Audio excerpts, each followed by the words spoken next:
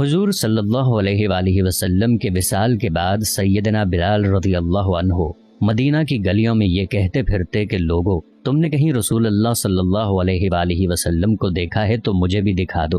پھر کہنے لگے کہ اب مدینے میں میرا رہنا دشوار ہے، اور شام کے شہر حلب میں چلے گئے۔ تقریباً 6 ماہ بعد آپ صلی اللہ علیہ وآلہ وسلم کی خواب میں زیارت نصیب ہوئی تو آپ صلی اللہ علیہ وآلہ وسلم فرما رہے تھے، اے بلال، یہ کیا بے وفائی ہے، تو نے ہمیں ملنا چھوڑ دیا، کیا ہماری ملاقات کا وقت نہیں آیا؟ خواب سے بیدار ہوتے ہی اونٹنی پر سوار ہو کر لبیک یا سیدی یا رسول اللہ کہتے ہوئے مدینہ منورہ کی طرف روانہ ہو گئے۔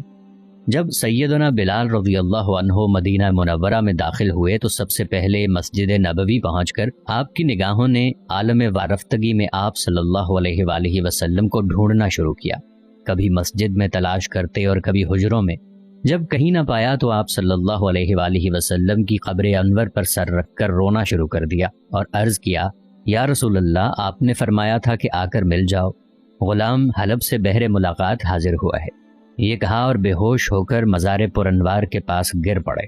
کافی دیر بعد ہوش آیا، اتنے میں سارے مدینے میں یہ خبر پھیل گئی کہ مؤذن رسول حضرت بلال رضی اللہ عنہ آ گئے ہیں۔ مدینہ طیبہ کے بوڑھے، جوان، مرد، عورتیں اور بچے اکٹھے ہو کر عرض کرنے لگے کہ بلال، ایک دفعہ وہ اذان سنا دو جو محبوب خدا صلی اللہ علیہ وآلہ وسلم کے زمانے میں سناتے تھے۔ آپ رضی اللہ عنہ نے فرمایا، میں معذرت خواہ ہوں، کیونکہ میں جب اذان پڑھتا تھا تو اشہد ان محمد رسول اللہ کہتے وقت آپ صلی اللہ علیہ وآلہ وسلم کی زیارت سے مشرف ہوتا اور آپ صلی اللہ علیہ وآلہ وسلم کے دیدار سے اپنی آنکھوں کو ٹھنڈک پہنچاتا تھا۔ اب یہ الفاظ ادا کرتے ہوئے کسے دیکھوں گا؟ بعض صحابہ کرام رضی اللہ عنہم نے مشورہ دیا کہ حسنین کریمین رضی اللہ عنہما سے سفارش کروائی جائے، جب وہ حضرت بلال رضی اللہ عنہ کو اذان کے لیے کہیں گے تو وہ انکار نہ کر سکیں گے۔ چنانچہ امام حسین رضی اللہ عنہ نے حضرت بلال رضی اللہ عنہ کا ہاتھ پکڑ کر فرمایا، اے بلال، آج آپ سے وہی اذان سننا چاہتے ہیں جو آپ ہمارے نانا جان اللہ کے رسول صلی اللہ علیہ وآلہ وسلم کو اس مسجد میں سناتے تھے۔ اب حضرت بلال رضی اللہ عنہ کو انکار کا یارہ نہ تھا، لہٰذا اسی مقام پر کھڑے ہو کر اذان دی جہاں حضور صلی اللہ علیہ وآلہ وسلم کی ظاہری حیات میں دیا کرتے تھے۔ بعد کی کیفیات کا حال کتب سیر میں یوں بیان ہوا ہے، جب آپ رضی اللہ عنہ نے بآواز بلند اللہ اکبر کہا، مدینہ منورہ گونج اٹھا۔ آپ جیسے جیسے آگے بڑھتے گئے جذبات میں اضافہ ہوتا چلا گیا۔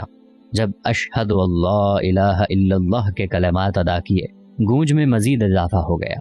جب اشہد ان محمد رسول اللہ کے کلمات پر پہنچے تو تمام لوگ حتیٰ کہ پردہ نشین خواتین بھی گھروں سے باہر نکل آئیں۔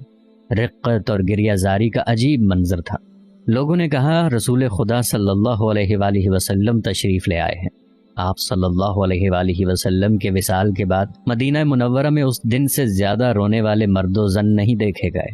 علامہ اقبال رحمۃ اللہ علیہ اذان بلال رضی اللہ عنہ کو ترانہ عشق قرار دیتے ہوئے فرماتے ہیں، اذاں ازل سے تیرے عشق کا ترانہ بنی، نماز اس کے نظارے کا ایک بہانہ بنی۔